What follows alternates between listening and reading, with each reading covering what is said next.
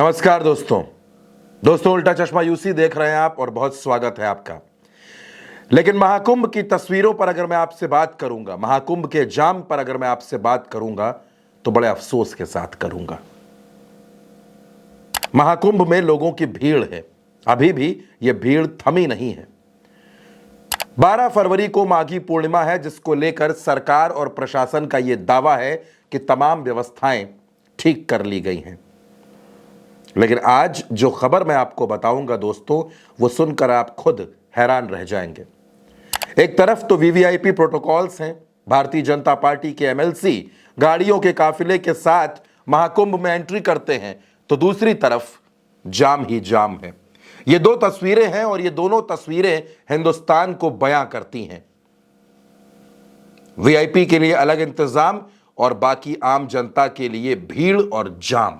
लेकिन खबर उससे आगे है और इस खबर को खोला है दैनिक भास्कर की एक रिपोर्ट ने। दैनिक भास्कर ने महाकुंभ मेला परिसर के क्षेत्र में घूम घूम कर एक खबर निकाली दोस्तों, और खबर यह है कि वहां पर अगर आपको वीआईपी ट्रीटमेंट चाहिए, अगर आपको नाव की सवारी करनी है तो 2000 से लेकर 5000 रुपए तक खर्च कीजिए और नाव का मजा लीजिए। मनमाने तरीके से लोगों से वसूली की जा रही है। अगर 4 लोगों का परिवार है और उसको नाव पर बैठकर संगमनोस घाट तक पहुंचना है तो उन 4 लोगों के परिवार के लिए आपको 10 से 12 हजार रुपए खर्च करने होंगे। जबकि मेला प्राधिकरण की तरफ से जो किराया तय किया गया है नाव का, वो 120 रुपए प्रति सवारी है। अब आप अंदाजा लगा सकते हैं कि महाकुंभ में किस तरीके से अव्यवस्थाएं हैं और आम आदमी को लूटा जा रहा है। पुलिस वाले भी वहां पर यह कहते नजर आए, जिसका जिक्र दैनिक भास्कर की रिपोर्ट में भी है कि पैसे नहीं है तो पैदल चले जाओ।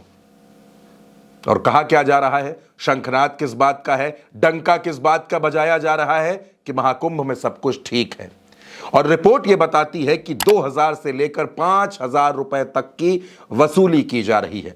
अगर आप पैसा नहीं दे सकते, आपके पास पैसा नहीं है, आप पैसा नहीं देना चाहते तो पैदल चले जाइए। किसने आपसे कहा है कि 5000 रुपए खर्च कीजिए? दूसरी सवारी को आगे आने दीजिए। यह अव्यवस्था है महाकुंभ के अंदर, किस तरीके से लोगों को लूटा जा रहा है। और दोस्तों दावे क्या किए जाते हैं? दावे किए जाते हैं सफाई के, दावे किए जाते हैं कि संगम बिल्कुल चमक रहा है, दमक रहा है।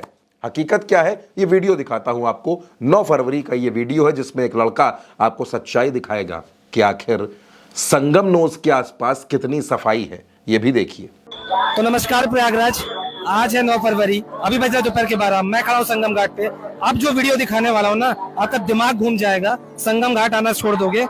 ये देखो संगम घाट पे, ये है संगमनोस, ये है संगमनोस। अभी बज रहा दोपहर के 12। चप्पलें तैर रही है भाई, पानी के अंदर चप्पलें तैर रही है। इतना बदबूदार हो रखा है, गंदगी इतनी फैल रखी है, लोगों की भीड़ इतनी ज्यादा है। अभी भी लोगों को समझ में नहीं आ रहा है कि संगम पे आना कितना ही बेकार और कितना ही खतरनाक है। और लोग इसी भीड़ में नहाए जा रहे हैं। ना पानी है, साफ भी नहीं है, स्मेल बहुत ज्यादा है, लेकिन भाई नहाना है।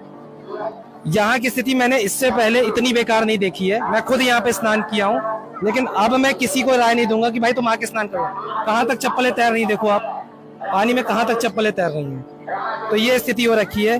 तो दोस्तों ये भी आपने देखा, और महाकुंभ में किस तरीके से नाव वाले आम जनता को परेशान कर रहे हैं, आम जनता से मनमानी वसूली कर रहे हैं, ये भी आपने देखा।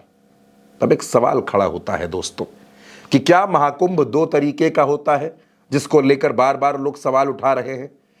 कहा तो यह जाता है कि कोई गाड़ी अंदर नहीं जाएगी, लोग पैदल ही जाएंगे, संगमनोस घाट तक कोई गाड़ी नहीं पहुंचेगी।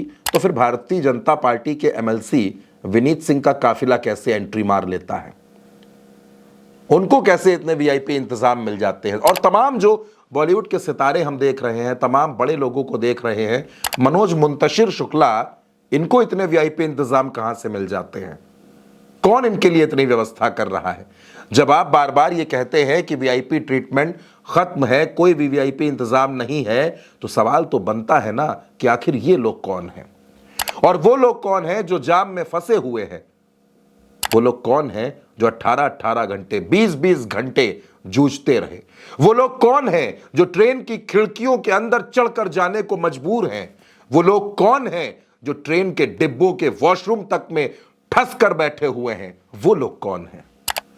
अगर सारी व्यवस्था ठीक है, सब कुछ बेहतर है, तो ये लोग कौन हैं जिनको मजबूर होकर कई कई किलोमीटर पैदल चलना पड़ रहा है?